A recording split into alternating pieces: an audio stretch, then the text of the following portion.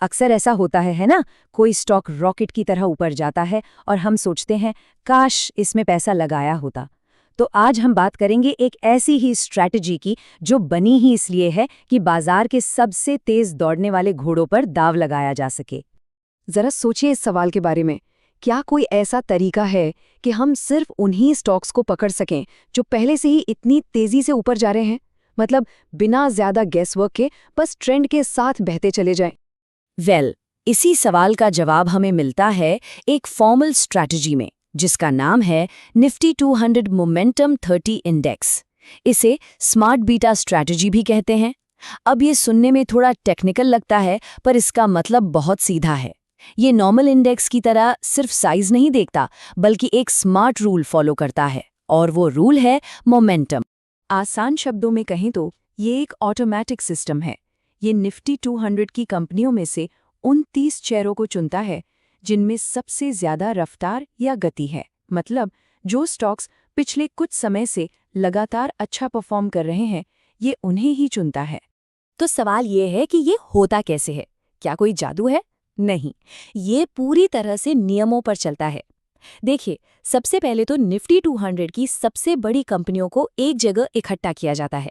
फिर हर एक स्टॉक को पिछले 6 और 12 महीने के रिटर्न के आधार पर एक मोमेंटम स्कोर दिया जाता है, और बस जिसके स्कोर सबसे ज्यादा, वही बनता है टॉप 30 का हिस्सा।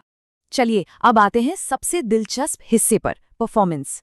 क्योंकि दिन के आखिर में तो नंबर्स ही बोलते हैं ना, राइट? और यहीं पर ये स्ट्रैटेजी कमाल करती है। सोचिए, लगभग 69% सिर्फ एक साल का रिटर्न। ये आंकड़ा वाकई में चौंकाने वाला है। ये दिखाता है कि जब मार्केट का मोमेंटम सही हो तो ये स्ट्रैटेजी कितनी पावरफुल हो सकती है।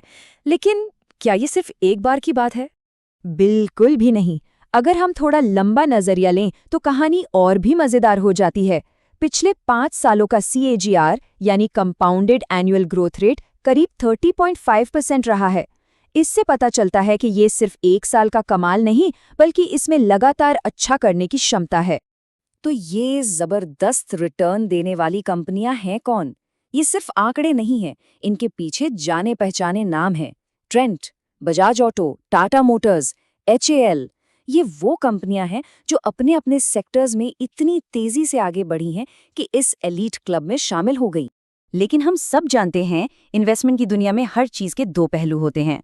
जहां इतने हाई रिटर्न्स हैं, वहां रिस्क को समझना भी उतना ही जरूरी हो जाता है। तो चलिए अब सिक्के के दूसरे पहलू पर नजर डालते हैं। यहीं पर पूरी कहानी साफ हो जाती है। एक तरफ तो है जबरदस्त रिटर्न्स, करीब 30.5% का CAGR, लेकिन सिक्के का दूसरा पहलू भी है, हाई वॉलेटिलिटी, मतलब ज्यादा उतार चढ़ाव, करीब 21.7%। इसका सीधा सा मतलब है कि जब बाजार नीचे जाता है ना, तो ये इंडेक्स और भी तेजी से गिर सकता है। बिल्कुल हाई रिस्क हाई रिवॉर्ड वाला केस है ये। और एक और बड़ा रिस्क है, वो है वैल्यूएशन का। इस लाइन का आसान मतलब ये है कि आप उन स्टॉक्स में शायद तब पैसा लगा रहे हो जब वो पहले से ही काफी महंगे हो चुके हैं, और अगर कंपनी की कमाई उसकी बढ़ी हुई कीमत को जस्टिफाई नहीं कर पाती, तो स्टॉक की कीमत वापस नीचे भी आ सकती है। और ये बड़ा इंटरेस्टिंग है, इस इंडेक्स के अंदर भी वैल्यूएशन का एक मिक्स बैग है। जैसे कंज्यूमर स्टॉक्स अक्सर अपनी इंडस्ट्री के औसत से ज्यादा महंगे होते हैं, वहीं डिफेंस या यूटिलिटी सेक्टर के स्टॉक्स का वैल्यूएशन बिल्कुल अलग हो सकता है। तो ये मान लेना कि सारे मोमेंटम स्टॉक्स एक जैसे महंगे होते हैं, सही नहीं है। तो इन सब बातों को जानने के बाद एक निवेशक को इस स्ट्रैटेजी को कैसे देखना चाहिए? चलिए कुछ काम की बातों पर गौर करते हैं। सबसे पहली और सबसे जरूरी बात, ये एक रिस्क फॉरवर्ड स्ट्रैटेजी है। इसे पोर्टफोलियो का छोटा एग्रेसिव हिस्सा बनाना चाहिए, न कि पूरा का पूरा निवेश। दूसरी बात, इंडेक्स खुद को एडजस्ट तो करता है, लेकिन इसमें थोड़ी देर हो सकती है। तीसरा, सिर्फ रफ्तार पर नहीं, वैल्यूएशन पर भी ध्यान देना जरूरी है। और आखिर में, ये उन्हीं के लिए है जो लंबे समय तक टिके रह सकते हैं और बड़े उतार चढ़ाव से घबराते नहीं हैं। तो आखिर में सवाल यही बचता है, मोमेंटम इन्वेस्टिंग, क्या इसका जबरदस्त रिवॉर्ड इसके साथ आने वाले रिस्क के लायक है? इस सवाल का कोई एक सीधा जवाब नहीं है। इसका जवाब हर निवेशक की अपनी रिस्क लेने की क्षमता और उनके फाइनेंशियल गोल्स पर निर्भर करता है।